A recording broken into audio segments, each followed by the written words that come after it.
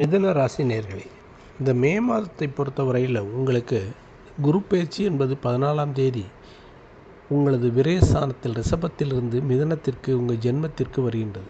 ஜென்மத்திற்கு வருவது குரு சில அலைச்சல்களை தந்தாலும் தங்களை தூய்மைப்படுத்து காரியங்களை நிதானமாகவும் ஒரு நல்ல நிலையிலும் செய்ய ஒரு வாய்ப்பை உண்டு பண்ணும். அதோடு மட்டுமல்லாமல் குரு பகவான் தங்களுடைய 5ஆம் இடம், 7ஆம் இடம் மற்றும் 9ஆம் இடம் ஆகிய உன்னத இடங்களை பார்வையிடுகின்றார். இது உங்களுக்கு மிகவும் சிறப்பான காலம்.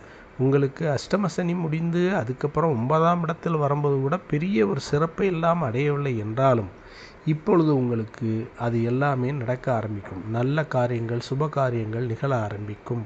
பிள்ளைகளை படிப்பில் சேர்ப்பீர்கள். புதிய தொழில் துவங்குவீர்கள். பண வரவில் கொஞ்சம் கூட சிரமம் இல்லாமல் பணம் வந்து கொண்டிருக்கும். எதிர்பாராத இடங்களிலிருந்து கூட உங்களுக்கு பணம் வர ஆரம்பிக்கும்.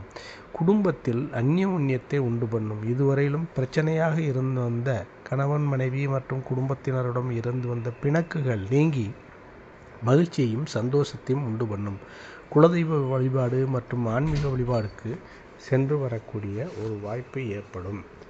மேலும் உங்களுக்கு 9ஆம் இடம் என்று பார்த்தால் பெரியவர்கள் மற்றும் வீட்டில் உள்ளவர்களுடைய உடல்நிலை பற்றி இதுவரையிலும் கவலை கொண்டிருந்ததில் முன்னேற்றம் காண்பீர்கள். அவர்களுக்கு ஒரு நல்ல வைத்தியம் கிடைக்கும், நல்ல ஏற்பாடாகும். ஆக உங்களுக்கு இந்த ஜென்மத்திற்கு குரு வருவது என்பது ஒரு சிறப்பையும் ஒரு நல்ல நிலையையும் உண்டு பண்ணி தரும். ஆகவே உங்கள் வாய்ப்புகளை பார்க்கும்போது உங்களுக்கு சனி பகவான்